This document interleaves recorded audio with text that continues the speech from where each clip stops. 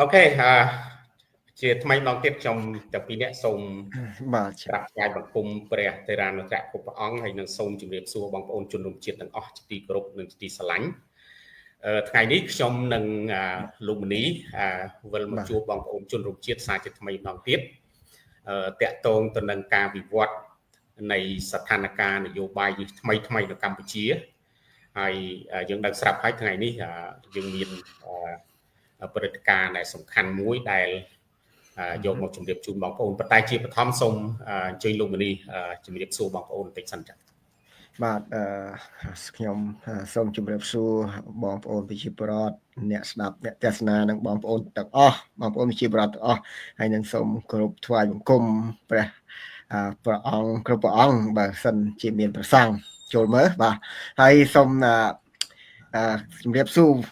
បងសឹមវិបុលផងដែរបាទអរគុណលោកមនីហើយ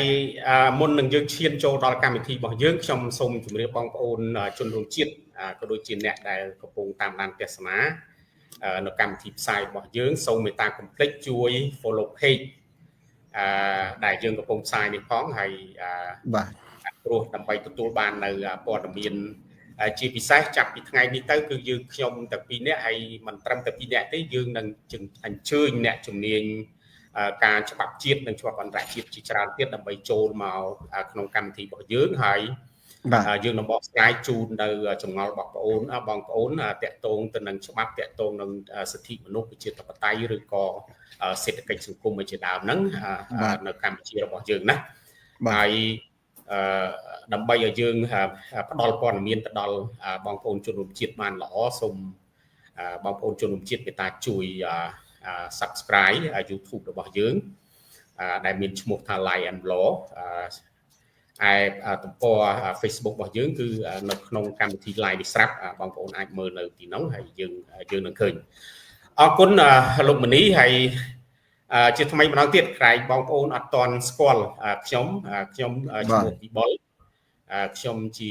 អតីតមន្ត្រីអង្គការសិទ្ធិមនុស្សសិទ្ធិការងារហើយខ្ញុំធ្វើការវិស័យនេះក្នុងប្រទេសកម្ពុជានិងអន្តរជាតិនេះគឺជាង20ឆ្នាំជិត30ឆ្នាំហើយលោកមានព្រហ្មនីក៏ដូចគ្នាដែរលោកបានធ្វើការក្នុងវិស័យសិទ្ធិមនុស្សហើយនឹងកិច្ចការសង្គមនេះគឺជាច្រើនឆ្នាំដែរជាប្រហែលជាជាង10ឆ្នាំហើយជាង10ឆ្នាំបាទអញ្ចឹងយើងវាសិតតែជាអ្នកដែលមានបទពិសោធន៍នៅក្នុងកិច្ចការផ្នែកប្រជាធិបតេយ្យផ្នែកសិទ្ធិមនុស្សនិងនយោបាយនៅកម្ពុជាហើយអញ្ចឹងខ្ញុំសូមណែនាំប៉ុណ្ណឹងហើយមុននឹងយើងជៀនទៅដល់ប្រធានបទតាក់ទងទៅនឹងសេរីភាពបញ្ចេញមតិនិងច្បាប់នៅកម្ពុជាដែលមានវាគ្មិនរបស់យើងគឺលោកមានព្រហ្មនីនឹងបកស្រាយខ្ញុំសូមចាប់ផ្ដើមមុនដោយសារអញ្ចេះដោយសារយើងបានជួបពាក់បងប្អូនជនរួមជាតិតាក់ទងទៅនឹងកិច្ចព្រមព្រៀងសន្តិភាពរបស់កម្ពុជានិងថៃដែលជាការផ្ដើមគំនិតដោយលោកប្រធានាធិបតីត្រាំរបស់សហរដ្ឋអាមេរិកហើយនឹងការធ្វើការយ៉ាងសកម្មរបស់លោកនាយករដ្ឋមន្ត្រីអាន់វ៉ាអ៊ីប្រាហ៊ីមនៃប្រទេសឥណ្ឌូនេស៊ីប្រទេសម៉ាឡេស៊ីសំទោសម៉ាឡេស៊ីអញ្ចឹងគឺមានមតិជាច្រើនមានការឆ្ងល់ហើយថ្មីនេះខ្ញុំក៏ឃើញលោកបណ្ឌិតឡាវបង្ហៃសរសេរក្នុង Facebook របស់គាត់ថាដែលហេតុអីបានជាគេមិនប្រើពាក្យថាកិច្ចព្រមព្រៀងហើយមិនទៅជាប្រើពាក្យថាសេចក្តីប្រកាសរួមទៅវិញខ្ញុំគិតថាលោកបណ្ឌិតលោកយល់ច្បាស់រឿងនេះប៉ុន្តែគ្រាន់តែថាលោកបណ្ឌិតអ្វីដែលលោកបណ្ឌិតចង់បានថាជាចង់បានឲ្យមានកិច្ចព្រមព្រៀងជាងពាក្យថាសេចក្តីប្រកាសរួមអញ្ចឹងនៅពេលនេះខ្ញុំក្នុងនាមជាអ្នកដែលមានការចេះដឹងមិនមែន specialist ទេសំទោសណាខ្ញុំមិនមែនជាអ្នកជំនាញទេប៉ុន្តែខ្ញុំមានការចេះដឹងតិចតួចនៅក្នុងច្បាប់អន្តរជាតិនេះនៅក្នុង term ហ្នឹងគឺពាក្យពេចន៍ដែលគេប្រើនៅក្នុងអង្គការសហប្រជាជាតិគឺវាមានពាក្យហ្នឹងឯងវាមានពាក្យ agreement វាមានពាក្យ accord វាមានពាក្យ declaration វាមានពាក្យ convention វាមានពាក្យច្រើនទៀត memorandum អីហ្នឹងច្រើនទៀតប៉ុន្តែខ្ញុំសូមលើកយកតែមួយរឿង agreement កិច្ចព្រមព្រៀងហើយនឹង declaration ដែលយើងបានឃើញនៅក្នុងខ្លឹមសារនៃការបញ្ចប់សង្គ្រាមរវាងកម្ពុជាថៃកន្លងមកនេះដែលយើងបានចុះហត្ថលេខាដោយនាយករដ្ឋមន្ត្រីកម្ពុជាគឺលោកហ៊ុនម៉ាណែតហើយនិងលោកនាយករដ្ឋមន្ត្រីថៃគឺលោកអនុទីនអញ្ចឹងខ្ញុំសូមបញ្ជាក់ខ្លីទេតាមពិតដោយលោកបណ្ឌិតឡៅបង្ហាញលោកបានបញ្ជាក់នៅក្នុង Facebook របស់គាត់អញ្ចឹងថាពាក្យdeclaration នេះឬក៏សេចក្តីប្រកាសរួមនេះគឺវាអត់មានជាប់កាតព្វកិច្ចផ្នែកផ្លូវច្បាប់នឹងធំធេងទេដូច agreement ទេបើសិនជាពាក្យថា agreement គឺមានន័យថាឬក៏កិច្ចព្រមព្រៀងគឺមានន័យថាចងកាតព្វកិច្ចរបស់រដ្ឋទាំងពីរហ្នឹងឲ្យមានតម្លៃគតិយុត្តនឹងខ្ពស់ខ្ញុំបានបញ្ជាក់ក្នុង Facebook របស់ខ្ញុំបន្តិចហើយថាយើងអត់មានតម្លៃគតិយុត្តនៅក្នុងសេចក្តីថ្លែងការណ៍សកលវាទាបប៉ុន្តែអញ្ចេះនៅក្នុងប្រទេសស៊ីវិល័យប្រជាជាតិស៊ីវិល័យខ្ញុំគ្រាន់ចង់ប្រាប់ប៉ុណ្ណឹងទេណាជំរាបបងប្អូនជនជាតិប៉ុណ្ណឹងទេថានៅក្នុងប្រទេសស៊ីវិល័យឬក៏ប្រជាជាតិស៊ីវិល័យគឺអាគុណតម្លៃនៃ joint declaration នេះឬក៏សេចក្តីកាសរួមឬសេចក្តីថ្លែងការណ៍រួមវាមានគុណតម្លៃខ្ពស់ជាងដោយសារតែ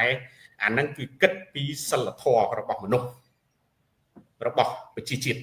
ជាកិច្ចព្រមព្រៀងមានន័យថាប្រសិនបើយើងធម្មតាទេដែលប្រទេសដែលអត់សូវមានប្រជាពលរដ្ឋអត់សូវមានការយល់ដឹងឬក៏គុណតម្លៃនៃសិលធម៌នឹងទៀតគឺគេបង្កើតច្បាប់ឲ្យច្រើនតែប្រទេសដែលគេមានសិលធម៌មានអរិយធម៌ពងពោះមានសិលធម៌ពងពោះដូចជានៅប្រទេសអង់គ្លេសប្រទេសអែតប្រទេសអីជាដើមហ្នឹងអាហ្នឹងគឺគិតទៅលើខាងសិលធម៌ច្រើនជាងចឹងហើយបានគេប្រើពាក្យ declaration នេះគឺដោយសារតែគេគិតពីចង់បញ្ជាក់អំពីឆន្ទៈរួមនៃប្រទេសទាំងពីរហ្នឹងហើយកតបកិច្ចបែបឆន្ទៈអានេះណាបែបឆន្ទៈមានន័យថាតើយើងចង់ឬមិនចង់នៅក្នុងការអនុវត្តកិច្ចព្រមព្រៀងហ្នឹងឬក៏ធ្វើឲ្យមានសន្តិភាពនៅប្រទេសទាំងពីរហ្នឹងអញ្ចឹងខ្ញុំគាត់បញ្យល់តែប៉ុណ្្នឹងថាវាអ្វីដែលគេបានធ្វើគឺចង់សម្ដែងពីឆន្ទៈនៃប្រទេសទាំងពីរនៃប្រជាជាតិទាំងពីរថាតើវាមានគុណតម្លៃនៃការគោរពសិលធម៌គោរពច្បាប់គោរពអីហ្នឹងពុំមានប៉ុណ្ណាយើងឃើញនៅក្នុងកិច្ចព្រមព្រៀងឆ្នាំ1984គេប្រើពាក្យថា Joint Declaration ដែររវាងចក្រភពអង់គ្លេសជាមួយនឹងហុងកុងអាចសំទោសជាមួយនឹងចិនតាក់ទងនឹងការប្រគល់ដែនដីហុងកុងទៅឲ្យចិនគ្រប់គ្រងវិញស្ថិតនៅក្រោមដែនអធិបតេយ្យរបស់ចិនហ្នឹងគឺគេប្រើពាក្យហ្នឹងដែរដោយសារតែគេអត់ប្រើកាតព្វកិច្ចអីធ្ងន់ធ្ងរទេកាតព្វកិច្ចគតិយុត្តអីធ្ងន់ធ្ងរប៉ុន្តែគេចង់ដឹងថាតើចិនឯងហ្នឹងវាមានឆន្ទៈក្នុងការគោរពបណ្ណាតាក់ទងនឹងហុងកុងហ្នឹងអញ្ចឹងណាចឹងហើយបានគេគិតទៅគុណតម្លៃនៃឆន្ទៈរបស់ប្រជាជាតិជាងកាតព្វកិច្ចការចងកាតព្វកិច្ចផ្នែកផ្លូវច្បាប់អញ្ចឹងខ្ញុំសូមបញ្ចប់ការបញ្យល់ដល់បងប្អូនប៉ុណ្ណឹងថាគេប្រើពាក្យ joint declaration នេះគឺមានន័យថាគេចង់បញ្ជាក់ពីឆន្ទៈរបស់នគរពីរហ្នឹងគឺកម្ពុជានិងថៃហ្នឹងថាតើវាមានការបដិញ្ញាចិត្តបែបណាចំពោះសន្តិភាពនៅកម្ពុជានិងថៃនេះចឹងអរគុណហើយយើងត្រឡប់ទៅប្រធានបទ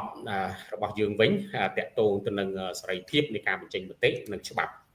ហើយវាគ្មិនដែលត្រូវចូលមកបកស្រាយនៅក្នុងកម្មវិធីរបស់យើងនៅថ្ងៃនេះគឺលោកមានព្រំនីដោយខ្ញុំបានជម្រាបជូនបងប្អូនជនរួមជាតិខាងដើមហើយដោយសារតែប្រហែលថ្ងៃនេះស្ថានភាពថ្មីនេះគឺនៅកម្ពុជាយើងនេះគឺមានការចាត់ចងយើងនិយាយចឹងទៅមានការចាត់ចងច្រើនណាស់តាក់ទងទៅនឹងបងប្អូនជនរួមជាតិដែលបញ្ចេញមតិយោបល់តាម Facebook ឬបណ្ដាញសង្គមជាដើមហ្នឹងយើងឃើញមានដូចជាមគ្គុទ្ទេសក៍ទេសចរនៅសៀមរាប2នាក់ណាត្រូវបានចាប់ខ្លួនដែរដោយសារតែការបញ្ចេញមតិឬយោបល់នៅក្នុងបណ្ដាញសង្គមហ្នឹងរិះគន់តាមពិតខ្ញុំមើលទៅដូចជាមិនរិះគន់រដ្ឋាភិបាលអីគេគាត់តែជាយោបល់របស់គាត់ថាបដិវត្តឬក៏ Gen Z នៅប្រទេសនេប៉ាល់អីល្អអីចឹងទៅហើយគាត់គ្រប់គ្រងអាហ្នឹងទៅគឺធ្វើរដ្ឋាភិបាលលោកខឹង ហើយលោកចាប់ទៅអញ្ចឹង2នាក់បន្តមកទៀតថ្មីនេះប្រហែលថ្ងៃនេះដូចជាមួយសិលមួយថ្ងៃចិនស៊ីបាទខាងរដ្ឋាភិបាលក៏បានចាប់ខ្លួនប្រហែលជាប្អូនប្រុសចឹងប្រហែលជាប្អូនខ្ញុំទេតាមមើលទៅលោកចានៅខេត្តតាកែវហើយបើតាមខ្ញុំដឹងលោកផុនយុទ្ធត្រូវបានចាប់ខ្លួនលើកទី3ហើយដោយសារតែគាត់បានប្រើប្រាស់សេរីភាពនៃការបញ្ចេញមតិរបស់គាត់នៅក្នុងបណ្ដាញសង្គមជាដើមហ្នឹងអញ្ចឹងតាក់ទងនឹងបញ្ហាហ្នឹងតើសម្រាប់លោកមានព្រំនេះដែលលោកធ្វើការច្រើននៅក្នុងវិស័យសិទ្ធិមនុស្សសេរីភាពហើយនៅប្រជាធិបតេយ្យនេះតើលោកមានការយល់ឃើញយ៉ាងណាដែរតាក់ទងនឹង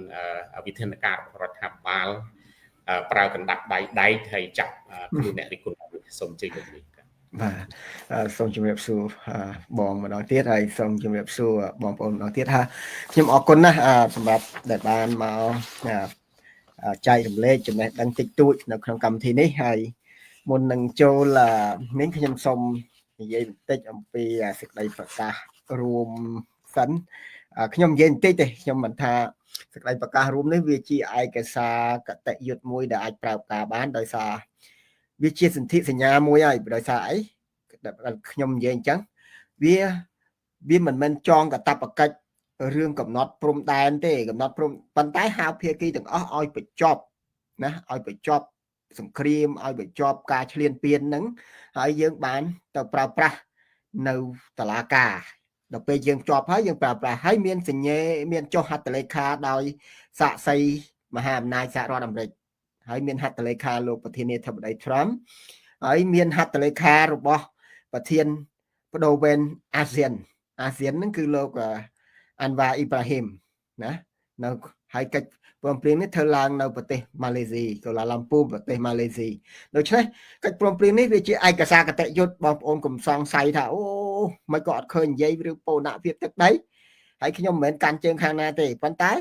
ថៃដែលព្រមធ្វើកិច្ចព្រមព្រៀងនេះមានហត្ថលេខាមានការចុះហត្ថលេខាដោយពហុហត្ថលេខាបែបនេះគឺត្រូវទទួលស្គាល់ហើយត្រូវអនុវត្តហើយជាពិសេសហត្ថលេខារបស់ប្រធានាធិបតីសហរដ្ឋអាមេរិកគឺលោកប្រធានាធិបតី Donald Trump ខាងគណៈបក្សសាធារណរដ្ឋដ៏ខ្លាំងក្លាដ៏មានអំណាចដ៏មានឥទ្ធិពល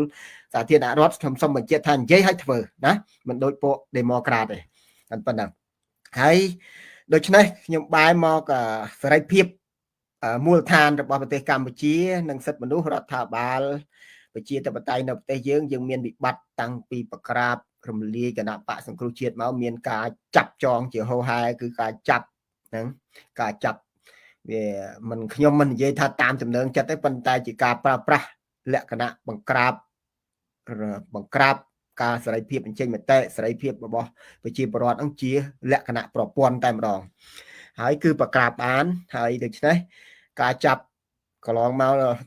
ទាំងពីមុនមកថ្មីសកម្មជនបកឋាន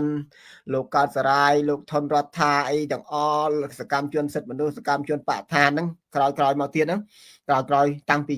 ចាប់តាំងពីខ្ញុំអីមកហ្នឹងគឺកន្លងមកថ្មីនេះចាប់សកម្មជនគណៈបកមកវឹកសង្គ្រាមនេះបើតាមខ្ញុំដឹងចាប់យ៉ាងតិចណាស់ប្រហែលជា50នាក់ជាងមកដល់ពេលនេះចាប់ទាំងសកម្មជនគណៈបកទាំងអ្នកបណ្ដាសកម្មជនសង្គមឬក៏អ្នកចូលចិត្តតាមដានរឿងសង្គមហើយគ្នាបញ្ចេញមតិគ្នានេះពេកហ្នឹងហើយក្នុងនាមដឹកនាំខ្ញុំមិនកាន់ជើងខាងណាទេជាមូលដ្ឋានជាគោលការណ៍សកលសេរីភាពបញ្ចេញមតិនេះសំខាន់ណាស់សេរីភាពប្រទេសណាក៏សំខាន់ដែរហើយសេរីភាពជាមូលដ្ឋានហ្នឹងវាមាន3ទី1គឺសេរីភាពបញ្ចេញសេរីភាពជួបប្រជុំសេរីភាពសមាគមតែបង្កើតសហជីពអីនឹងបង្កើតអង្គការមិនមែនរដ្ឋាភិបាលអីហ្នឹងដើម្បីទៅសេរីភាពមួយសំខាន់នោះគឺបញ្ចេញមតិសេរីភាពទាំងអស់ហ្នឹងគឺបង្កើតឡើងដើម្បីបញ្ចេញមតិដើម្បីឲ្យអ្នកកាន់កិច្ចការរដ្ឋឬក៏រដ្ឋាភិបាលដែលជាអ្នកផ្ដល់សេវាជាអ្នកបម្រើប្រជាពលរដ្ឋហ្នឹងផ្ដល់សេវាឲ្យប្រជាពលរដ្ឋឬដោះស្រាយបញ្ហាឲ្យប្រជាពលរដ្ឋហើយចឹងហើយបានសេរីភាពនេះនៅប្រទេសណាដោយប្រទេសណាជាពិសេសគឺប្រទេសដែលប្រកាន់នៅរបបប្រជាធិបតេយ្យគឺគេចែងនៅក្នុងរដ្ឋធម្មនុញ្ញគឺធានាការពារនៅសិទ្ធិសេរីភាពប្រជាពលរដ្ឋនិងការពារយុត្តិធម៌សង្គមការពារសិទ្ធិសេរីភាពហើយនិងការពារ យុទ្ធធម៌សង្គមហើយនឹងឲ្យធ្វើឲ្យតុលាការឯករាជ្យដើម្បីការពារសិទ្ធិសេរីភាពប្រជាពលរដ្ឋតែផ្ទុយទៅវិញតែអកុសលនៅស្រុកយើងបានមេដឹកនាំគឺគាត់ប្រក្រាបសេរីភាពបញ្ចេញមតិគឺគាត់ប្រក្រាបហើយគាត់អាំងតុលាការគាត់ចាប់ហើយនិយាយនេះក្នុងន័យនេះខ្ញុំមិនការពារអ្នកដែលទៅប្រើហិង្សាទេខ្ញុំនិយាយតែគ្រាន់តែអ្នកបញ្ចេញមតិទេហើយការបញ្ចេញមតិខ្លះចំពោះអ្នកដែលជេរប្រមាថអីក៏ខ្ញុំអត់គ្រប់គ្រងដែរប៉ុន្តែក្នុងនាមជាមេដឹកនាំនៅប្រទេសណាដូចសហរដ្ឋអាមេរិកនេះប្រធានាធិបតីត្រាំសិនពួកអន្តោប្រវេសន៍ខុសច្បាប់ផងណាឃើញអ្នកខ្លាំងស្អប់គាត់ជេរគាត់ពីមុនណាប៉ុន្តែសួរអន្តោប្រវេសន៍ខុសច្បាប់ធ្វើរូបគាត់នេះគាត់ក៏អត់ខឹងទេប៉ុន្តែណាស់តែពួកអន្តោប្រវេសន៍ខុសច្បាប់ហ្នឹងពួក illegal aliens ទាំងអស់ហ្នឹងគឺគាត់តដៃជាមួយមន្ត្រីអនុវត្តច្បាប់របស់យើងរបស់សហរដ្ឋអាមេរិកណាមាន ICE officer ICE agents ឬក៏ ICE ហ្នឹងគឺមន្ត្រីគួយនឹងអន្តោប្រវេសន៍ហៅ ICE ហើយបន្តមកទៀតគឺមន្ត្រីអនុវត្តច្បាប់យើងដូច police officer អីហ្នឹងគឺគេតដៃហើយតាហ៊ានសន្តិសុខជាតិអីហ្នឹងយើងត្រូវប្រើពោះក្នុងនាមជារដ្ឋាភិបាលគាត់មានសិទ្ធិអនុវត្តច្បាប់ការពាររដ្ឋាភិបាលសហព័ន្ធណាអាហ្នឹងហើយអ្នកខ្លះកាត់តរូបគាត់អ្នកខ្លះអីគឺគេអត់ខឹងទេជេរស្អីសិតតែដាច់ការសិតតែអីឃីងសិតតែជេរអ្នកខ្លះជេរប្រមាថតែម្ដងប៉ុន្តែក៏អត់ខឹងទេប៉ុន្តែអ្នកទាំងអស់ហ្នឹងដែលចាប់ហ្នឹងខុសច្បាប់មានបទអក្រិតរួចស្រាប់ហើយពេលទៅតវ៉ាគាត់មិនមែនតវ៉ាទេទៅជាហង្សាទៅជា rioter ទៅជាកុបកទៅជាបាតកុបកណាទៅជាអ្នកបកហង្សាទៅជាអ្នកបំផ្លាញទ្រព្យសម្បត្តិណា vandalizer ទៅជាអ្នកបំផ្លាញទ្រព្យសម្បត្តិដូច្នេះគេត្រូវចាប់អាហ្នឹងហើយកុំយកលោកហ៊ុនម៉ាណែតធ្លាប់ប្រៀបថាអាមេរិកក៏ធ្វើច្បាប់ដកសញ្ជាតិដកអីហ្នឹងអាហ្នឹងជារឿងមួយខុសច្បាប់ផ្ទុយពីរដ្ឋធម្មនុញ្ញធ្ងន់ធ្ងរណាបើគ្នាខ្មែរយើងទៅដកសញ្ជាតិបានអីទៀតអាហ្នឹងវាជារឿងរំលោភនៅសិទ្ធិសេរីភាពរបស់ប្រជាពលរដ្ឋដែរបើគ្នាខ្មែរទូគ្នាខុសច្បាប់ណាទូគ្នាមានបទអក្រិតណាក៏ត្រូវអនុវត្តដាក់ពន្ធនាគារតាមផ្លូវច្បាប់ហើយស្ដារនីតិសម្បទាដើម្បីអប់រំកែប្រែដែរជាខ្មែរគ្មានអាណាគេទៅដកសញ្ជាតិឲ្យគ្នាទៅរស់នៅឯណានិរទេសគ្នាឬក៏ដកសញ្ជាតិគ្នាអាហ្នឹងវាផ្ទុយវារំលោភច្បាប់ទាំងកតិកាសញ្ញាអន្តរជាតិស្ដីពីសិទ្ធិពលរដ្ឋនយោបាយទាំងសេចក្តីប្រកាសសកលមនុស្សម្នាក់ត្រូវមានសេចក្តីថ្លៃនៅមនុស្សគ្រប់រូបមិនត្រូវបានគេនិរទេសឬក៏ដកសញ្ជាតិណាបានជាដាច់ខាតដកសញ្ជាតិកំណើតសំទោសដកសញ្ជាតិកំណើតថែមពាក្យកំណើតទៀតដកសញ្ជាតិកំណើតបានជាដាច់ខាតណាដោយអញ្ចឹងសេរីភាពមួយឋានជាងមានសេរីភាពជួបប្រជុំ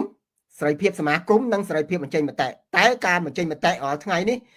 សពថ្ងៃនេះតាំងពីឆ្នាំ2000ប្រក្រាបបានតាំងពីការរំលាយគណៈបកសង្គ្រោះជាតិ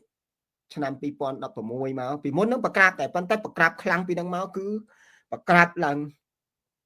មានវិបត្តិនយោបាយគឺអត់អាចដោះស្រាយគ្នាបានការរំលោភសិទ្ធិមនុស្សជាលក្ខណៈប្រព័ន្ធតែម្ដងគៀបសិទ្ធិសេរីភាពរបស់ប្រជាពលរដ្ឋទាំងឯងហើយដូចខ្ញុំបញ្ជាក់ចឹងខ្ញុំនិយាយនេះគឺខ្ញុំអត់ការពារអ្នកដែលប្រើសម្ដីហិង្សាទាំងអ្នកទៅប្រើជាពិសេសគឺអ្នកទៅប្រើហិង្សាទេខ្ញុំចូលរួមជានិច្ចនៅការប្រើប្រាស់សិទ្ធិសេរីភាពតាមបែបប្រជាធិបតេយ្យគឺអហិង្សានិយមគឺអហិង្សាតាមមាគ៌ារបស់ពុទ្ធក្តីតាមអ្នកប្រាជ្ញទាំងឡាយព្រោះអហិង្សានេះជាវិធីសាស្ត្រធ្វើឲ្យរដ្ឋាភិបាលទាំងអស់ត្រូវស្ដាប់មតិរបស់ប្រជាពលរដ្ឋព្រោះរដ្ឋធម្មនុញ្ញរបស់យើងគឺរដ្ឋធម្មនុញ្ញការពារសិទ្ធិសេរីភាពប្រជាពលរដ្ឋរដ្ឋធម្មនុញ្ញប្រទេសណាក៏ដោយឲ្យតែប្រកាន់របបលទ្ធិប្រជាធិបតេយ្យគឺគេធានាការពារសិទ្ធិសេរីភាពរបស់ប្រជាពលរដ្ឋគេមានចម្ពោះមួយហ្នឹងគឺការពារដូចខ្មែរយើងមានចម្ពោះ3ចម្ពោះ3ហ្នឹងគឺធានាការពារសិទ្ធិសេរីភាពហើយទាំងតុលាការទាំងអីទាំងអស់ហ្នឹងក៏ការពារសិទ្ធិសេរីភាពរបស់ប្រជាពលរដ្ឋដែរបើមិនការពារសិទ្ធិសេរីភាពប្រជាពលរដ្ឋទេប្រជាពលរដ្ឋអត់ទទួលបានយុត្តិធម៌ទេតែយើងអកុសលយើ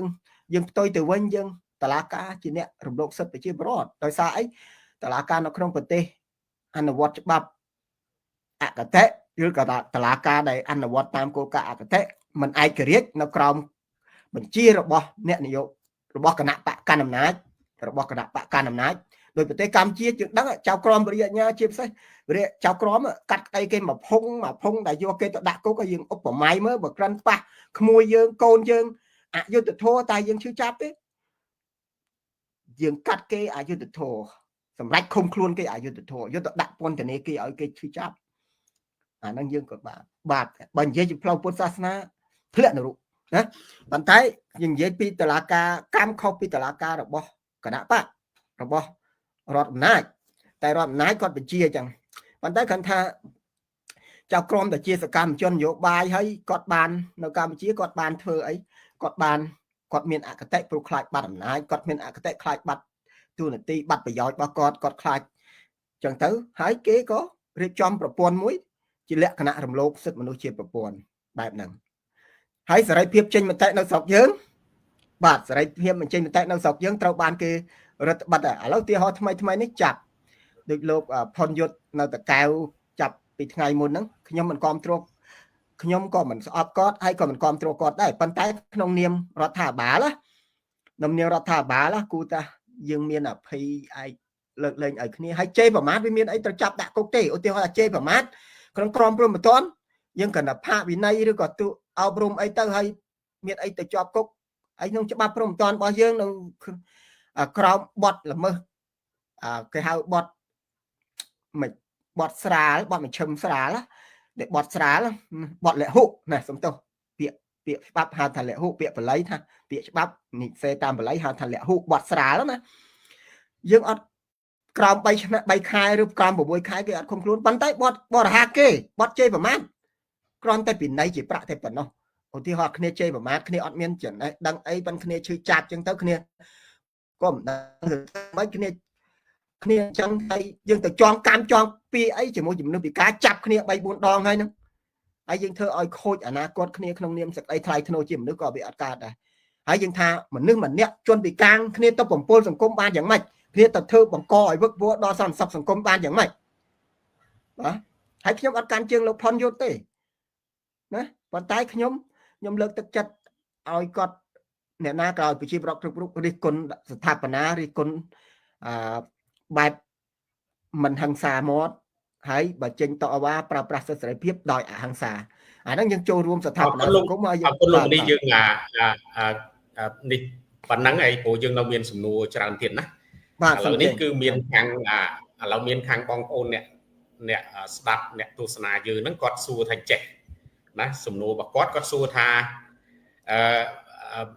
មិនចេះតែចោទរដ្ឋាភិបាលថាដើរចាប់គេដោយទំនឹងចិត្តប្រទេសផ្ដាស់អីអញ្ចឹងពីព្រោះនៅខ្មែរគឺមានប្រជាពលរដ្ឋជាង17លាននាក់ហើយគេទៅចាប់ម្នាក់នឹងហេតុអីក៏10ប្រមាណលាន17លានអ្នកជាងហ្នឹងក៏រដ្ឋាភិបាលមិនចេះតែចាប់ទៅមិនមកចាប់តែមួយហ្នឹងអញ្ចឹងលោកនេះមានការឆ្លើយតបបែបណាសម្រាប់មតិរបស់បងប្អូនអ្នកសួរបែបនេះសូមអញ្ជើញលោកបាទខ្ញុំសូមអរគុណខ្ញុំអត់បានស្គាល់ឈ្មោះទេប៉ុន្តែសូមអរគុណនៅសំណួរនេះល្អណាស់បាទល្អខ្ញុំតែពិតមិនមែនចាប់ម្នាក់ទេកន្លងមកគឺចាប់ច្រើនហើយចាប់អ្នកខ្លះគ្រាន់តែគ្នាមិនចេញមតិទេអត់បានជេរឬក៏អត់បានទៅធ្វើស្អីទេគាត់រិះគន់ស្ថាបនាគាត់ឧទាហរណ៍ឥឡូវគ្នាថាអញ្ចឹងគ្នាក៏ចូល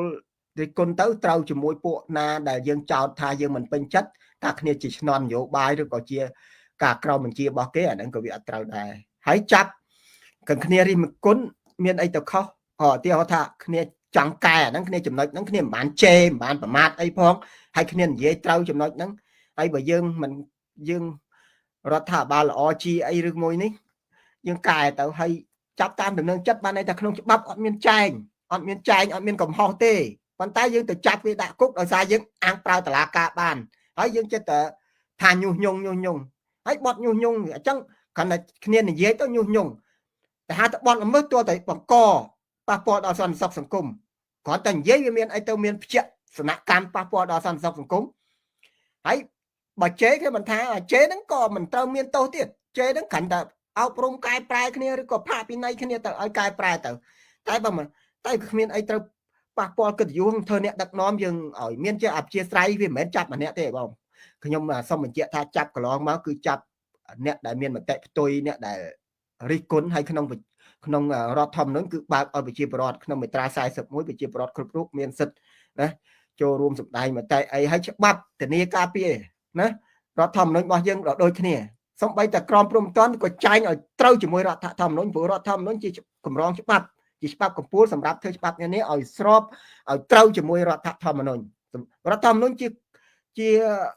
កម្រងច្បាប់សម្រាប់ដឹកនាំប្រទេសណាហើយបើយើងអត់អនុវត្តតាមរដ្ឋធម្មនុញ្ញអញ្ចឹងមនុស្សទាំងអស់អញ្ញែងាប់ហើយចិត្តអសន្តិសុខដោយសាររដ្ឋាភិបាលរំលោភដាក់រដ្ឋធម្មនុញ្ញហ្នឹងហើយតែវាអត់មានយុត្តិធម៌ហើយអត់មានយុត្តិធម៌សង្គមអត់មានយុត្តិធម៌សង្គមហើយអត់មានយុត្តិធម៌សង្គមមនុស្សឈឺចាប់កើតឈឺចាប់ខ្លាំងឡើងហើយឥឡូវដែលមានការធ្វើឲ្យគាត់តវ៉ានៅគ្រប់ប្រទេសណាក៏ដោយហើយមានយុត្តិធម៌ណាបើយើងមិនជារឿងខ្ញុំថានេះគឺមិនចាប់អាអ្នកទេមិនតំណែងចាត់ទេប៉ុន្តែចាប់តែវារំលោភទៅលើច្បាប់ហើយដែលអត់មានច្បាប់ចែងហើយយើងវាចៅក្រមយើងប្រើឆន្ទានុសិទ្ធិរបស់យើងឃុំខ្លួនមនុស្សដែលអត់មានកំហុសឃើញទេអរគុណលោកនេះអញ្ចឹងយើងចាំសំណួរក្រោយទៀតប៉ុន្តែខ្ញុំសូមបន្ថែមលោកនេះបន្តិចដោយសារតែលោកនេះបានបញ្ជាក់ឲ្យថាយើងមានច្បាប់ជាតិមួយដែលសំខាន់គឺរដ្ឋធម្មនុញ្ញអញ្ចឹងមែនទេបាទចាអូខេប៉ុន្តែយើងសូមបងប្អូនជនរួមជាតិកុំភ្លេចថាកម្ពុជាគឺជាភាគីហត្ថលេខីនៃច្បាប់អន្តរជាតិជាច្រើនដែលតាក់ទងនៅសិទ្ធិមនុស្សនេះហើយយើងយកតាំងពីឆ្នាំ92មកដែលធម្មនុញ្ញកម្ពុជារបស់សិទ្ធិមនុស្សឬក៏សេរីភាពនេះគឺគេហៅថាសេចក្តីថ្លែងការណ៍ជាសកលស្ដីអំពីសិទ្ធិមនុស្សអញ្ចឹងយើងកុំភ្លេចកម្ពុជាកុំភ្លេចកាតព្វកិច្ចនេះណាទី1ទី2គឺកតិកាសញ្ញាអន្តរជាតិស្ដីអំពីសិទ្ធិពលរដ្ឋហើយនិងសិទ្ធិនយោបាយនេះគឺជាអ្វីដែលកម្ពុជាបានធានានៅចំពោះមុខសហគមន៍អន្តរជាតិថាត្រូវតែគោរពហើយមិនត្រឹមប៉ុណ្ណឹងទេគឺឃើញមានដោយលោកមនីបានបញ្ជាក់មិញអញ្ចឹងថាកម្ពុជាបានមិនគ្រាន់តែសន្យានៅក្នុងសញ្ញេជាกระดาษទេប៉ុន្តែគឺយើងបានធ្វើជារដ្ឋធម្មនុញ្ញមួយហើយដែលចែងនៅក្នុងការគោរពសិទ្ធិមនុស្សឬក៏សេរីភាពបញ្ចេញមតិនៅក្នុងមាត្រាក្នុងជំពូកទី3ទាំងមូលហ្នឹងគឺយើងបានឃើញហើយយើងក៏ឃើញមានច្បាប់ផ្សេងទៀតដែរតាក់ទងនឹងច្បាប់ស្ដីពីរបបសារព័ត៌មានឬក៏ច្បាប់ស្ដីពីការធ្វើបាតកម្មដោយសន្តិវិធីអីហ្នឹងគឺសិតតែគោរពនៅសេរីភាពរបស់រដ្ឋហើយអញ្ចឹងខ្ញុំចាអញ្ចឹងខ្ញុំប៉ុណ្ណឹងខ្ញុំគ្រាន់តែជួយបន្ថែមពីវាគ្មិនខាងដើមលើកបញ្ជាក់មិញទេឥឡូវសំណួរបន្តទៅទៀតលោកមនីឥឡូវនេះគឺលោកនេះប្រហែលជាបាននេះបន្តមកបញ្ជាក់បន្តិចមិញហើយថាដែលលោកផុនយុទ្ធដែលត្រូវបានចាប់ខ្លួនឬក៏មគ្គទេសចរ2នាក់នៅសៀមរាបអីគឺសិតតែធ្វើតាមខ្សែញាក់របស់បពប្រឆាំងជាពិសេសលោកក្រុមសំស៊ីអីជាដើមហ្នឹងថាតើអាហ្នឹងវាមានន័យថាពលរដ្ឋខ្មែរយើងនឹងវាល្ងងរហូតទៅដល់ឲ្យតែសំនឹងស៊ីនិយាយគឺជាធ្វើតាមឬក៏យ៉ាងម៉េចលោកនេះមានមតិឆ្លើយតបយ៉ាងណាចំពោះការលើកឡើងរបស់បងប្អូនប្រជាពលរដ្ឋរបស់យើងសូមអរគុណសូមជើញបាទសូមអរគុណបងសូមអរគុណនៅសំណួរដ៏មានអត្ថន័យនេះសំណួរនេះល្អហើយខ្ញុំសូមឆ្លើយវិញថាតាមពិតទៅជាក់ស្ដែងគឺយើងចាប់ហ្នឹងគ្នានិយាយហ្នឹងវាត្រូវជាមួយពួកនយោបាយគិតដោយសារអីដោយសារស្រុកយើងវាធ្វើឲ្យមានបញ្ហាអញ្ចឹងកាលណាបញ្ហាសំបីតែក្មេងបៀមដៃវាក៏វានឹកឃើញដែរប៉ុន្តែសំខាន់នៅលើការដោះស្រាយណាឧទាហរណ៍យើងគេប្រាប់យើងថាអាហ្នឹងវាលិចយើងបិទវាទៅវាឈប់លិចអាហ្នឹងយើងកែបានតាហើយអាហ្នឹងបញ្ហាហ្នឹងដោយសារអីមកពីលក្ខណៈប្រព័ន្ធអំពើពុករលួយក្តីការអនុវត្តច្បាប់អកតេការអនុវត្តច្បាប់មិនស្មើភាពគ្នាការអនុវត្តច្បាប់លំអៀងនយោបាយហ្នឹងហើយដែលវាជាបញ្ហាអយុត្តិធម៌នោះហើយនេះគ្នានិយាយទៅគ្មានតាមខ្សែញាក់អ្នកណាទេគ្រាន់តែរឿងស្រុកខ្មែរដូចខ្ញុំបញ្ជាក់អញ្ចឹងក្មេងបៀមដៃក៏ដឹងដែរហើយចំណុចដែលយើងអនុវត្តច្បាប់តែយើងអត់បានត្រឹមត្រូវនឹងហើយដែលវាផ្ទុយទាំងរដ្ឋធម្មនុញ្ញថាច្បាប់នានាយើងបំពេញជាពិសេសរដ្ឋធម្មនុញ្ញហើយយើងក៏បានធ្វើសច្ចាប័នដូចលោកសឹមវិបុលក៏បានបញ្ជាក់អញ្ចឹងយើងធ្វើសច្ចាប័នជាមួយកតិកាសញ្ញាអន្តរជាតិដើម្បីអីដើម្បីឲ្យយើងបានអភិវឌ្ឍប្រទេសជាតិយើងប្រកបដោយការអភិវឌ្ឍមួយដែលប្រជាពលរដ្ឋទទួលបានសិទ្ធិនៃការអភិវឌ្ឍណាបានចម្រុងចម្រើនបានសបោសបាយបានយុត្តិធម៌បានសន្តិភាពទាំងអស់គ្នាមិនមែនសន្តិភាពតែគ្រួសារនឹងមួយទេហើយប្រទេសនេះបញ្ហាវាប៉ះពាល់ដល់ប្រជាពលរដ្ឋប៉ះពាល់ដល់គ្រួសារគាត់អ្នករិះគន់ផងប្រជាពលរដ្ឋទូទៅផងអញ្ចឹងគាត់ទៅភ្នែកគាត់រិះគន់វាចំជាមួយអ្នកនយោបាយក៏គេឃើញអញ្ចឹងដូចគ្នាព្រោះអ្នកនយោបាយខ្លះគេឃើញអញ្ចឹងមិនថាអ្នកនយោបាយនឹងមនុស្សយ៉ាងម៉េចដែលរដ្ឋាភិបាលចាត់ទុកជា ឧទាហរណ៍យ៉ាងម៉េចខ្ញុំមិនដឹងប៉ុន្តែសំខាន់អ្នកណាក៏មើលឃើញបញ្ហាហ្នឹងខ្ញុំក៏មើលឃើញបញ្ហាហ្នឹងយើងអត់តាន់កែបើយើងកែបានយើងទៅសារឧទាហរណ៍ថាយើងខំស្វាស្វែងចរចាដើម្បីសន្តិភាពអញ្ចឹងទីតសារឧទាហរណ៍យើងបានដាក់បណ្ដឹងទៅតុលាការ ICC ដោយប្រើមូលដ្ឋានយកមូលដ្ឋានយើងបន្ទាប់ពីកិច្ចព្រមព្រៀងសន្តិភាពនេះពីសេចក្តីប្រកាសរួមតែយើងបញ្ចប់សង្គ្រាមមានសន្តិភាពនេះយើងយកអាផែនទីផែនអីទៅប្តឹងបើថៃមិនដកចេញពីទេបើថៃមិនព្រមអាហ្នឹងហើយដែលយើងទៅកំណត់ព្រំដែនមួយជាក់លាក់ហើយយើងបានធ្វើរបងព្រំដែនឬក៏មានលុយធ្វើរបងព្រំដែនក៏យើងធ្វើហេដ្ឋារចនាសម្ព័ន្ធព្រំដែនបានយើងកំណត់មួយដើម្បីកុំឲ្យមានដំណោះថ្ងៃក្រោយទៀតឧទាហរណ៍អស់ពីប្រធានាធិបតីត្រាំទៅថៃវាអាចឈ្លានពានម្ដងទៀតរូបពួកដេម៉ូក្រាតគណៈបកប្រជាធិបតេយ្យឡើងទៅពិភពលោកយ៉ាងញ៉ៃតិចហើយតែញ៉ៃនៅហ្នឹងអត់មានណាជួយណាទេអត់មានណាអន្តរាគមខ្ញុំសូមបញ្ជាក់គណៈបកដេម៉ូក្រាតខ្ញុំតាមដានរឿងហ្នឹងតាំងនៅខ្មែរអត់អាចជួយតែមានបញ្ហាហ្នឹងគឺចិនឡើងចាងហើយអត់បានអាណាជួយណាឥឡូវនេះចិនគេមិនអោយចិនជាបកកុម្មុយនីសមួយមុននឹងឲ្យមកសេតវិមានងាយឲ្យមកច្បាស់ទេ Republican ដឹកនាំល្អណាស់សុកចិត្តឲ្យនៅជួបនៅនេះជួបបើមិនត្រូវព្រមឲ្យដោយសារយើងបញ្ហាយើងនៅយល់រ៉ែកម្រពីចិនអញ្ចឹងហើយយើងត្រូវចរចាមួយហើយក៏ត្រូវលក់កសិផលរបស់ប្រជាពលរដ្ឋអាមេរិកទៅចិនដែរឧទាហរណ៍ស្ដែកអីចឹងតាមដានធ្វើពាណិជ្ជកម្មប៉ុន្តែរឿងកុម្មុយនីសមួយត្រូវតែប្រយ័ត្នហើយខ្ញុំជំរុញទីរដ្ឋបាលដឹកនាំប្រធានាធិបតីត្រាំរដ្ឋបាលការដឹកនាំរបស់សាធារណរដ្ឋគណៈបក្សសាធារណរដ្ឋហើយបែរមករឿងសេរីភាពមូលដ្ឋាននិងសំណួរមិញនេះខ្ញុំថាគ្មានអាណាគេទៅនិយាយតាមអញ្ចឹងពលរដ្ឋខ្មែរហ្នឹងក៏អត់មានសតិបញ្ញាទេគាត់មើលព័ត៌មានគាត់សម័យនេះហើយសម័យតលាក់ប្រជាពលរដ្ឋចិត្តហើយយើងតម្រៃស្លាប់សម្រៃងាប់យកចង្អេរទៅបាំងវាអត់ចិត្តទេហើយបើយើងព្យាយាមបង្កើតស្ថានភាពលុបស្ថានភាពក៏អត់បាត់ដែរគឺយើងព្យាយាមដោះស្រាយការព្យាយាមដោះស្រាយជារឿងល្អបំផុតហើយទទួលបានការសរសើរការគ្រប់គ្រងពីប្រជាពលរដ្ឋជានិច្ចជានិរន្តរ៍ណាអរគុណលោកនេះហ្នឹងហើយយើងនៅមានសំណួរតទៀតហើយខ្ញុំក៏សូមបញ្ជាក់បន្ថែមពីលោកមនីបន្តិចដែរសម្រាប់រួតផងបន្ថែមជាវាគ្មិនខ្លួនឯងបន្តិចតួចឲ្យផងដែរអូខេតកតងទៅនឹងសំណួររបស់អ្នកសួរមិញហ្នឹងគេគាត់ថាតែអីពួកអ្នកត្រូវគេចាប់ខ្លួននឹងសិតតែតាមសំនៅ CA អញ្ចឹងអញ្ចេះដូចលោកមនីបញ្ជាក់មិញល្អមែនទែនព្រោះមនុស្សម្នាក់វាមានសតិហើយមិនបាច់តែកាលណាខ្លួនឯងឈឺចាប់អត់បាច់ពីប្រាប់ទេមែនទេលោកនេះហ្នឹងបាទជាក់ស្ដែងមានន័យថាយើងទទួលការឈឺចាប់ដោយខ្លួនឯងហើយមិនបាច់ពីណាមកញុះញង់អីលើកលែងតែយើងវាអត់មានបញ្ហាហើយយើងទៅជឿការញុះញង់អាហ្នឹងបានយើងជាមនុស្សល្ងងមែនទែនប៉ុន្តែបើយើងមានបញ្ហាដោយខ្លួនឯងឧបមាថាយើងរលាកភ្លើងហើយយើងស្រែកថាឈឺអាហ្នឹងមិនមែនល្ងងណាមិនមែនចាប់បាច់ថាចុះឯងមិនស្រែកថាឈឺមិនស្រែកថាក្តៅណាអាហ្នឹងមិនមែនទេព្រោះអាហ្នឹងវាប៉ះទៅលើខ្លួនឯងប៉ះលើខ្លួនឯងដូច្នេះរឿងនេះគឺរឿងដែលពលរដ្ឋបានជួបប្រទះដោយខ្លួនឯងដូច្នេះខ្ញុំជឿថាគ្មាននរណាទៅញុះញង់គាត់ទៅប្រកបឲ្យគាត់និយាយថាចេះទេប៉ុន្តែចេះជាធម្មតាទេលោកមនីអាហ្នឹងរឿងអ្នកនយោបាយណាហើយមិនថាលោកសំរស៊ីទេអ្នកណាក៏ដោយឲ្យតែអ្នកធ្វើនយោបាយគឺតែងតែយកចំណេញពីការឈឺចាប់របស់ពលរដ្ឋនឹងហើយប៉ុន្តែវាសំខាន់ថាតើអ្នកនយោបាយហ្នឹងគាត់មានសិលធម៌ឬមិនមានសិលធម៌ឬគំនិតទុច្ចរិតបែបណាអាហ្នឹងបងប្អូនពិចារណាដោយខ្លួនឯងណាអាហ្នឹងរឿងសំខាន់តែប៉ុណ្្នឹងឯងអូខេតទៅទៀតលោកនេះមួយទៀតចេះមានមតិមួយឬក៏ទស្សនៈមួយដែលខ្ញុំភ្លេចទៅនៅក្នុងសភៅអីទេខ្ញុំអានយូរហើយតាំងពីទសវត្សរ៍ចុង90ចិត្តចូល2000ហ្នឹងខ្ញុំបានឃើញពាក្យមួយគេថាអញ្ចេះគេថាមេដឹកនាំមួយណាមិនថាប្រទេសឬស្អីទេមេដឹកនាំមួយដែលខ្វះសិលធម៌ខ្វះគុណធម៌ហើយនឹងខ្វះមេត្តាធម៌គឺស្មើនឹងមនុស្សឈួតកាន់ដាវ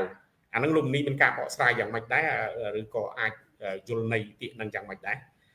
ឬក៏ស្មើនឹងមនុស្សឈួតកាន់អាវុធអាហ្នឹងយើងតកតងនឹងរឿងសេរីភាពរបស់យើងមិនតើលោកនេះអាចបកស្រាយបានយ៉ាងម៉េចដែរបាទអាហ្នឹងចំពោះមេដឹកនាំជាគោលការណ៍របស់មេដឹកនាំគឺការដឹកនាំវាត្រូវតែអនុលោមទៅតាមច្បាប់សំខាន់ទី1ហើយបើយើងមេដឹកនាំមនុស្សនឹងជា ចរិតធម្មជាតិរបស់មនុស្សនឹងជាអ្នកកាយសាហាវហើយក៏អត់បានអប់រំចិត្តតាមគោលការណ៍របស់សាសនាក្តីគោលការណ៍ច្បាប់ក្តីជាពិសេសគោលការណ៍សាសនាសំខាន់ណាគោលការណ៍សាសនាអាចអប់រំចរិតមនុស្សបានពុទ្ធសាសនារបស់យើងព្រះពុទ្ធដីកាហើយអ្នកដឹកនាំត្រូវមានយ៉ាងហោចណាស់ក៏មានសិល5យ៉ាងតិចក៏ត្រូវមានសិលដែរហើយសំខាន់ណាស់មនុស្សមានសិលមានន័យថាមនុស្សអត់ខុសទាំងច្បាប់ជាតិច្បាប់សង្គមហើយនិងច្បាប់របស់វិន័យសាសនាអីហ្នឹងគឺយើងឲ្យមនុស្សអត់ខុសជាមនុស្សស្អាតស្អំហើយមនុស្សមកទៀតមានត្រូវមានការគេហៅមិនខឹងក្រោធណាអកោថេអ្នកណាព្រះពុទ្ធលោកថាអកោថេអ្នកសិលអកោថេអ្នកហ្នឹងនៅក្នុងធម៌ជាអ្នកដឹកនាំមាន10ទុសពិតរាជធម៌មាន10ប៉ុន្តែខ្ញុំលើកតែយ៉ាងហោចណាស់ទៅបាន5ដែរបាន3បានមានតែសិលមួយហ្នឹងមានតែត្រឹម5ក៏ដឹកនាំល្អដែរហើយបើយើងអត់មានសិលផងឧទាហរណ៍សិលមួយនេះគឺសម្រាប់ជីវិតមនុស្សបាណាតិបាតយើងសម្រាប់គេយើងអាងតែអ្នកដឹកនាំយើងហ៊ានធ្វើអីធ្វើដើម្បីតែអំណាចអាហ្នឹងក៏អត់កើតដែរទេអាហ្នឹងក៏អត់កើតដែរហ៊ានសម្រាប់មនុស្សដើម្បីនយោបាយរបស់ខ្លួនបានបន្តការដឹកនាំក៏អត់កើតអាហ្នឹងធ្លាក់ដូចគ្នាអញ្ចឹងហើយបានពពុទ្ធកើតជាខត្តយតកោលោកអត់នៅដឹកនាំទេលោកខ្លាចភ្លាំងផ្្លត់អីផ្្លត់ប្រការណាមួយអីលោកអត់បានត្រាស់ជាពពុទ្ធអីចឹងទីហោះលោកបានសម្រេចធម៌អញ្ចឹងលោកចេញទៅបួសមានតែផ្លូវបួសមួយដែលអាចសម្រេចធម៌ដែលស្វែងរកអរិយសច្ចៈអញ្ចឹងបែរមកពីរឿងអ្នកដឹកនាំកាន់ដាវដូចនៅឈួតអញ្ចឹងក៏ខ្លាចអាហ្នឹងគឺមនុស្សដឹកនាំហ្នឹងគឺអត់ដើរតាមគោលការណ៍ច្បាប់ហើយគឺម្នាក់ដឹកនាំគឺជារកកាយសាហាវខូខើផ្ដាច់ការប្រៀបដូចជាអ្នកដឹកនាំផ្ដាច់ការអញ្ចឹងឲ្យតាណាមើលទៅទំនងអាចប៉ះពាល់អំណាចអញគឺអញត្រូវទៅសម្លេះចោលត្រូវទៅបំផ្លាញចោលអាហ្នឹងធ្លាក់នៅរូបបាបធ្ងន់ណាស់ហើយបើសិនជាមេដឹកនាំល្អគេកែតាមប្រជាពលរដ្ឋគេធ្វើគេប្រឹងបំរើប្រជាពលរដ្ឋហើយប្រកួតប្រជែងគ្នាតាមគោលការណ៍ប្រជាធិបតេយ្យបោះឆ្នោតឲ្យសេរីអីបើកដៃឲ្យគណៈបកគេចូលរួមគណៈបកដឹកនាំណាដែលប្រជាពលរដ្ឋចូលរួមណាប្រកួតប្រជែងជាពិសេសអ្នកដែលនយោបាយដែលប្រជាពលរដ្ឋគ្រប់គ្រងដល់ធំដោយលោកកឹមសុខាសម្អីហ្នឹងដោះលែងគេទៅហើយដោះលែងគាត់ទៅហើយគាត់ជាអ្នកនយោបាយអហិង្សាមួយគូជាទីគោរពស្រឡាញ់ហើយគូតែដោះលែងគាត់អាហ្នឹងជាសេរីភាពដ៏ធំបំផុតរបស់មនុស្សគឺសំខាន់ការចូលរួមសេរីភាពនយោបាយធំអញ្ចឹងហើយដែលយើងធ្វើកតិកាសញ្ញាអន្តរជាតិស្ដីពីសិទ្ធិពលរដ្ឋនយោបាយហ្នឹងគឺចឹងហើយសិទ្ធិជាមូលដ្ឋានរបស់មនុស្សត្រូវតែទទួលបានឧទាហរណ៍មនុស្សត្រូវមានហូបចុកគ្រប់គ្រាន់អាហ្នឹងជាមូលដ្ឋានហើយជាកាតព្វកិច្ចរបស់រដ្ឋត្រូវតែបំពេញឲ្យមនុស្សត្រូវបានទីជំរកសមរម្យអាហ្នឹងមូលដ្ឋានគ្រឹះរបស់ប្រជាពលរដ្ឋមូលដ្ឋានសិទ្ធិសេរីភាពរបស់ប្រជាពលរដ្ឋមនុស្សត្រូវមានកម្មសិទ្ធិដីធ្លីមនុស្សត្រូវបានទទួលការអប់រំដោយស្មារតីគ្នាដើម្បីទៅចាប់ឱកាសការងារដូចគ្នាដូចស្រុកយើងដល់ពេលស្រុកអត់សម្បូរការងារអត់អីហ្នឹងអត់ទទួលការអប់រំទៀតដោយសារអីដោយសាររំលោភសិទ្ធិមួយទៅប៉ះសិទ្ធិមួយទៀតដូចកោសកាយដូចការរំលោភទៅសាយលោកមួយទៅប៉ះមួយពុសិទ្ធមនុស្សចឹងវាប្រតិកគ្នាចឹងវាជាមូលដ្ឋានតម្រូវការចាំបាច់របស់មនុស្សឧទាហរណ៍ការងារប្រាក់ស្នួលគ្នាត្រូវបានប្រាក់ស្នួលសមរម្យយើងអត់ឲ្យគ្នាសមរម្យគ្នារត់តែជួលបន្ទប់បង់ទឹកភ្លើងរួចហើយគ្នាទៅឲ្យមានលទ្ធភាពណាឲ្យកូនរៀនហើយស្រុកខ្មែរគ្រូប្រាក់ខែតិចក្នុងបីត្រឹមថ្នាក់ទី9ទី10រៀនគូដើម្បីធ្វើម៉េចឲ្យប្រឡងបានជាប់សញ្ញាបត្រមកប្រជុំសិក្សាទុតិយភូមិបញ្ចប់ថ្នាក់មកប្រជុំសិក្សាហ្នឹងឃើញទេអាហ្នឹងទីឲ្យជាក់ស្ដែងសិទ្ធិទទួលបានការអប់រំមួយស្មារតីគ្នាការអប់រំសមេធម៌មួយឃើញទេបន្តមកទៀតសិទ្ធិមានដីធ្លីហ្នឹងក៏សំខាន់ដែរហើយសិទ្ធិបានប្រាក់ស្នួលសមរម្យមានការងារធ្វើត្រឹមត្រូវប្រាក់ស្នួលសមរម្យដោយមិនមានតែជិះជាន់ផ្នែកកម្លាំងពលកម្មអាហ្នឹងក៏វាចាំបាច់ដែរហើយប្រាក់ស្នួលឲ្យធ្វើម៉េចទ្រទ្រង់តាមជីវភាពរស់នៅបានប៉ុន្តែប្រាក់ស្នួលស្រុកខ្មែរมันអាចទ្រទ្រង់បានទេទឹកភ្លើងថ្លៃផ្ទះជួលថ្លៃប៉ុន្តែគ្នាអាចទ្របានឃើញទេអាហ្នឹងពាក់ព័ន្ធនឹងសិទ្ធិពលរដ្ឋនយោបាយហើយសិទ្ធិមួយប៉ះសិទ្ធិមួយទៅសិទ្ធិមួយហើយមានកតិកាសញ្ញាមួយទៀតស្ដីពីសិទ្ធិសេដ្ឋកិច្ចសង្គមនិងវប្បធម៌ឃើញទេអាហ្នឹងដែលបងមានប្រសាសន៍ពីមុនមកមានយោបល់ពីមុនមកប្រាប់ណាពីមុនបន្តិចនេះអរគុណលោកនេះឥឡូវយើងចិត្តដល់កម្មវិធីបញ្ចប់ការផ្សាយរបស់យើងហើយឥឡូវនេះជាចុងក្រោយតើលោកនេះមាន អនុសាសន៍បែបណាប៉ុន្តែមុននឹងផ្ដល់អនុសាសន៍ខ្ញុំសូមផ្ដើមគំនិតបន្តិចផ្ដើមនៅទស្សនៈបន្តិចថាស្ថានភាពសិលធម៌ឬក៏បោះពលរដ្ឋយើងនៅក្នុងប្រទេសខ្មែរសពថ្ងៃគឺយើងឃើញថាមានការធ្លាក់ចុះហើយខ្ញុំឃើញជាទូទៅគឺអ្នកដែលមានទស្សនៈល្អឬគំនិតល្អដើម្បីអប់រំដើម្បីកែប្រែហ្នឹងហើយខំប្រឹងប្រែងផ្សព្វផ្សាយតាមរយៈបណ្ដាញសង្គមឬក៏តាមអីជាដើមសរសេរឯកសារសរសេរសភៅជាដើមហ្នឹងគឺអត់សូវមានការគ្រប់គ្រងពីអ្នកមើលទេហើយយើងឃើញថាដែលអវត្តធម៌នៃការជេរប្រមាថគ្នាតាមបណ្ដាញសង្គមនេះគឺកើតឡើងកាន់តែខ្លាំងហើយជាពិសេសយើងឃើញមានការគ្រប់គ្រងទាំងសងខាងបើអ្នកណាជីលោកហ៊ុនសែនទៅគឺក៏មានអ្នកគ្រប់គ្រងហើយបើជីលោកសំរងស៊ីទៅក៏មានអ្នកគ្រប់គ្រងមានអ្នកមើលអ្នកអីនឹងច្រើនហើយអញ្ចឹងជាសរុបមកវិញថាតើលោកមនីក្នុងនាមជាអ្នកដែលឆ្លងនៅក្នុងស្ថានភាពឬក៏ការងារនៅក្នុងសង្គមច្រើនមកដល់បច្ចុប្បន្ននេះតើលោកមនីមានអនុសាសន៍បែបណាសម្រាប់យុវជនយើងនៅចំនួនក្រោយនេះដើម្បីធ្វើម៉េចឲ្យការងារឬក៏សេរីភាពនៅការប្រើប្រាស់សេរីភាពបញ្ចេញមតិរបស់គាត់តាមបណ្ដាញសង្គមស្របទៅតាមច្បាប់ផងស្របទៅតាមក្រមសីលធម៌ផងសូមលោកនេះមានប្រសាសន៍ครับបាទអរគុណច្រើនបាទយើងខ្ញុំឃើញប្រទេសកម្ពុជាយើងជាពិសេសយុវជនចំនួនក្រោយទាំង Gen Z Middle Age អីហ្នឹង Adult អីហ្នឹងគឺទាំងបើធរបស់ពុទ្ធមានហៅថាបឋមអវ័យបច្ឆិមអវ័យវ័យបឋមហ្នឹងហើយវ័យដំបូងវ័យដែលពេញរៀនសូត្រការងារហ្នឹងហើយបន្ទាប់មកវ័យកដាលពេញធ្វើការអន្សំទ្របចាំគ្រូសានិយាយតាមន័យបឋមជនណាហើយវ័យបច្ចឹមអវ័យហ្នឹងបច្ចឹមអវ័យវ័យចុងក្រោយហ្នឹងគឺវ័យដែលគាត់ចាស់ហើយគាត់ត្រូវរក្សាសិលអីគាត់មានទ្របហើយគាត់ត្រូវទទួលបានប្រាក់ពិវត្តគាត់ដេកកំសាដើរកំសាអីចឹងប៉ុន្តែស្រុកយើងវាអត់បានទៅអញ្ចឹងទេវាព្រោះសង្គមយើងវាអត់តាន់ស៊ីវិល័យសុខដុមរមគ្នាដល់ប៉ុណ្្នឹងទេប៉ុន្តែសិលធម៌នៅប្រទេសយើងវាកំពុងធ្លាក់ចុះដោយសារអីដោយសារយើងមានគំរូទាំងការដឹកនាំវាកត្តាច្រើនយ៉ាងទី1ការអប់រំនៅសាលារៀនប្រព័ន្ធអប់រំរបស់យើងគឺធ្វើឲ្យប្រកួតប្រជែងតែផ្នែកអួតគ្នាទៅលើសម្ភារៈនិយមហើយអួតគ្នាទៅលើកាងអំណាចឪពុកម្ដាយសម្ភារៈនិយមគ្រួសារទៅជាមិនវប្បធម៌មួយចែកគ្នារស់ទេគឺទីវប្បធម៌មួយ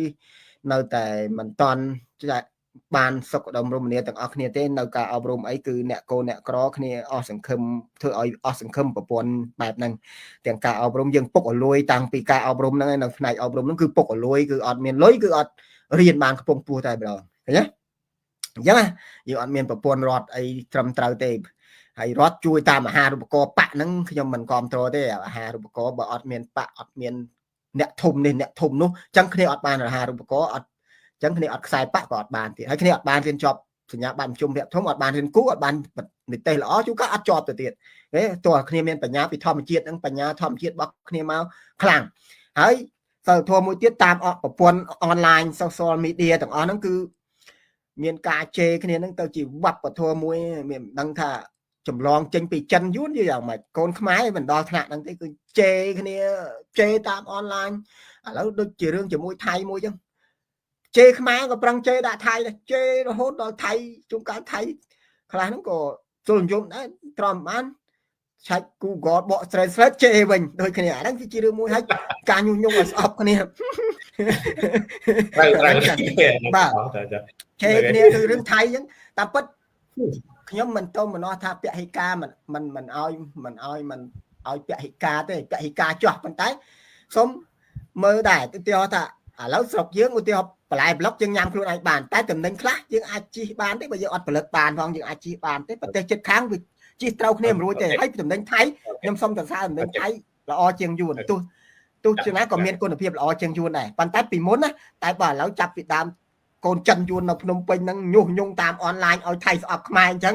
ខ្ញុំមិនដឹងថាថៃដាក់មិនទេរឿងបរិភោគឧបភោគអីខ្ញុំមិនដឹងទេណាប៉ុន្តែអ្វីដែលខ្ញុំថាយើងមិនអាចរស់ឆ្លោះគ្នាមហូតទេរឿងប្រទេសជិតខាងมันអាចរស់ឆ្លោះគ្នាមហូតទេ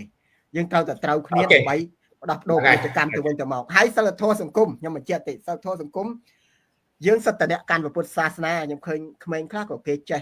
ធម៌ចេះប៉ុន្តែចេះតែយល់ធម៌ទូអង្គដែលចេះធម៌យល់សមាធិអីនេះមិនមែនទៅអង្គុយនៅតាំងកន្លែងអង្គុយបិទភ្នែកដកដង្ហើមចេញចូលចេញដឹងចូលក៏ដឹងហ្នឹងទេគឺសំខាន់គឺយល់ផ្លូវដែលដើរទៅដើម្បីទៅរស់លះសេចក្តីទុក្ខហើយយល់ត្រូវចេះជួយសង្គ្រោះគ្នាចេះមានយុទ្ធធម៌មានសន្តិភាពទាំងអស់គ្នាមិនមែនយុទ្ធធម៌តែក្រុមគ្រួសារលោកហើយក៏មិនមែនកាន់ពុទ្ធសាសនាសង្ងំសុខតែខ្លួនឯងដែរត្រូវចេះជួយគ្នាទៅវិញទៅមកអាហ្នឹងបានគេហៅថាសង្គមដែលរស់នៅមានសន្តិភាពមានសុខដុមរមនាមានគេហៅវិបុលភាពបាទវិបុលភាពរុងរឿងដូចគ្នាបាទអរគុណលោកនេះហ្នឹងហើយយើងដល់កម្មវិធីរបស់យើងហើយយើងចប់តែមុនយើងបញ្ចប់យើងសូម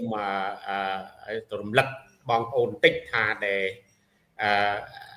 ការជេរប្រមាថការស្អីនេះគឺយើងដោះស្រាយបញ្ហាអត់បានទេហើយបើសិនជាយើងប្រមាថថាដូចលោកមនីលើកឡើងមិញថាបើយើងជេរថៃអញ្ចឹងថាតើបើយើងជេរទៅយើងបានដីយើងមកវិញអត់បើថាបានអាហ្នឹងខ្ញុំជួយជេរដែរហ្នឹងអញ្ចឹងណាហ្នឹងហើយខ្ញុំសូមបញ្ជាក់តែបើជេរអញ្ចឹងទៅហើយបានដីមកវិញអាហ្នឹងខ្ញុំក៏ជួយជេរដែរហើយជាខ្មែរយើងគឺអ្នកណាក៏ដឹងដែរថាជាប្រជាជាតិមួយដែលមានគុណធម៌មានសិលធម៌ខ្ពស់តាំងពីសម័យបុរាណសម័យអង្គរមុនអង្គរទៀតតាំងពីសម័យនគរភ្នំចិនឡាមករហូតអញ្ចឹងការជេរប្រមាថនេះគឺដោយលោកមនីហើយខ្ញុំគឺសង្ស័យដូចគ្នាយើងសង្ស័យថាមិនខ្មែរទេអញ្ចឹងណាអញ្ចឹងហើយខ្ញុំសូមជាខ្មែរចាបើយើងជាខ្មែរពិតប្រាកដគឺយើងត្រូវរួមគ្នាលើកកម្ពស់គុណតម្លៃនៃសិលធម៌ប្រជាជាតិយើងហើយកម្មវិធីផ្សាយរបស់យើងសូមបញ្ចប់តែប៉ុណ្ណេះសូមអរគុណបញ្ចប់ហើយបាទដល់ម៉ោងបងប្អូនសូមអរគុណច្រើនបាទអរគុណបាទ